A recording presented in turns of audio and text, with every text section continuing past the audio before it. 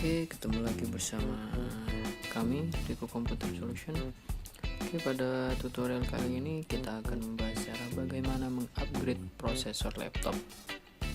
Oke, kebetulan di sini saya punya laptop Dell Studio 1444Z. Oke, bisa kita lihat di sini. Dan kebetulan sudah saya bongkar ya. Saya bongkar semuanya. Sekarang tinggal komponen utama atau yang biasa disebut dengan motherboard.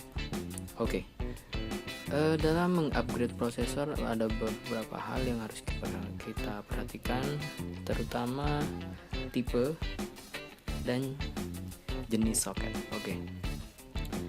Pertama, bawaan dari Dell Studio 1440 ini adalah Core 2 Duo tipe T650 dengan cache-nya 2 MB, 2 MB dan transfernya 800. Akan kita upgrade dengan sama-sama prosesor Core 2 Duo, namun di atasnya yaitu prosesor P8400 dengan cache-nya 3 MB dan kecepatan 1066. Oke, langsung saja kita buka prosesor aslinya menggunakan Bang Min. Ini dia Bang Min. Oke, kita buka penguncinya seperti ini. Oke, selesai. Lalu kita ambil prosesornya, kita samakan soketnya apakah sama. Oke, posisi garisnya di sini. Oke, seperti ini. Kalau kita balik, itu dia.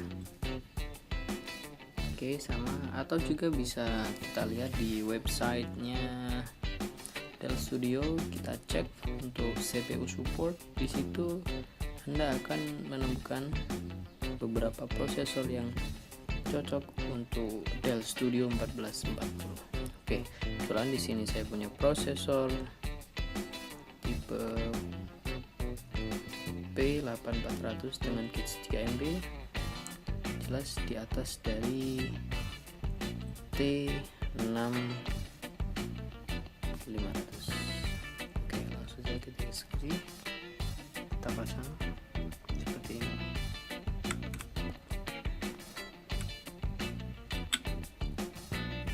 Tekan sedikit lalu kita kunci lagi.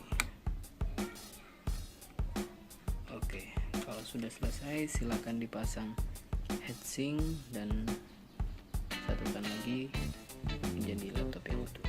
Oke, terima kasih, selamat mencoba.